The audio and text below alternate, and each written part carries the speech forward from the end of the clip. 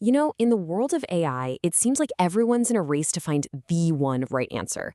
But what if that's the wrong race entirely? What if the real breakthrough isn't finding a single answer, but being able to hold on to all the right answers at the same time? Well, today we're going to dive into this really fascinating concept called Infergence. And believe me, it completely flips the script on what a solution even is. I mean, just think about it for a second. When you're tackling a really complex problem, is your very first idea ever your best one? Almost never, right? We all know that if you just lock on to that first thought, you're pretty much guaranteed to miss something better, something more creative or more accurate down the line. And guess what? AI systems have this exact same problem. So there's a technical name for this, and it's called premature convergence. It's basically a trap. Most AI systems today are designed to find an answer and then just grab onto it for dear life. They follow one single line of reasoning, and in the process, all those other potentially brilliant alternatives, they get tossed out right at the very beginning. And this slide just lays it out so clearly. On the left, you've got your standard single-path thinking. It picks a lane and just goes, ignoring everything else. But look at the right. That's where we want to be, exploring tons of routes all at once, preserving all the valid possibilities, and only making a decision when you absolutely have to. But yeah, to do that, you need a totally different kind of engine. And that's where this idea of infergence comes in. This isn't just some minor tweak or an upgrade.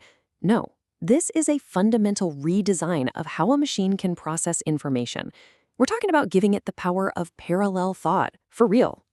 So here's the official definition. It sounds a little academic, but what it really means is it lets an AI hold a bunch of different, even competing what-if scenarios in its head all at once. It's like it's running multiple valid simulations of reality at the same time and refusing to pick a single winner too early. I love this quote because it just nails the whole philosophy. It's not about forcing an answer on the system. It's about creating this environment where multiple valid possibilities can coexist. And the best answer is just allowed to emerge on its own, naturally, when new information or context makes it clear. It's a massive shift from enforcement to emergence. Okay, so right now you might be thinking, hold on, doesn't that just lead to total chaos? Letting an OI chase down every idea at once sounds like a mess. But that's the beauty of it. Infergence isn't chaos. It's what's called controlled divergence. And that controlled part comes from two super strict, but actually very simple mathematical rules that keep the whole thing from going off the rails. Rule number one is coherence. Think of it like a leash. Every single one of those parallel thought processes, those branches, has to stay logically tied to where it started. The system is constantly checking, and it demands that connection be super, super tight, like 98.5% coherent. This is what stops the different ideas from just wandering off into nonsense. And then you have rule number two, entropy. If coherence is the leash, entropy is the fence around the whole yard. It's basically a measure of messiness or disorder. Infergence demands that the level of chaos among all the ideas stays incredibly low, less than 1%. So yeah, the system gets to explore, but it is never, ever allowed to become a disorganized jumble. And what's really amazing is how simple this is to enforce. Look at this little piece of code. This is basically the gatekeeper for the entire complex system. If any thought path doesn't have super high coherence and super low entropy, boom, it's gone, instantly pruned away. It's just an incredibly elegant way to manage such a complex process. So does Infergence just replace everything else in an AI? Not at all. It's much better to think of it as this brand new, absolutely vital piece of the puzzle that fits right in the middle of a larger cognitive process.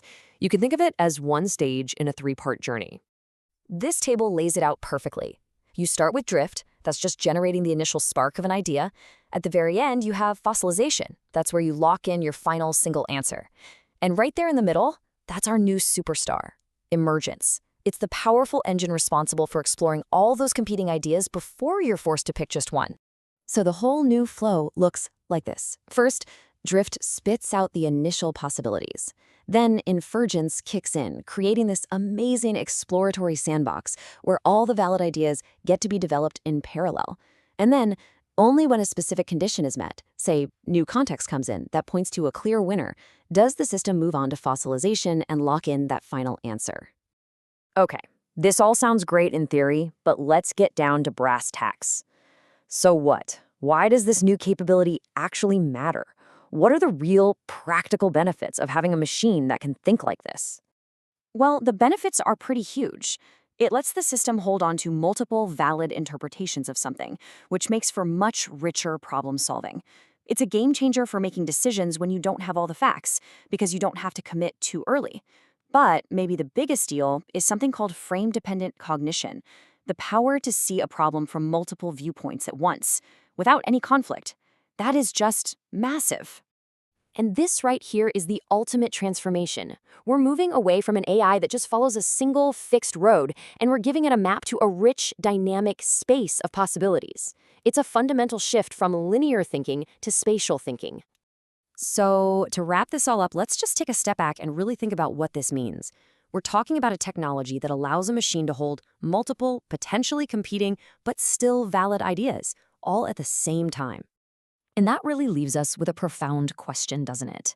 If we can build a machine that's capable of holding multiple truths without collapsing, what could that teach us about our own thinking?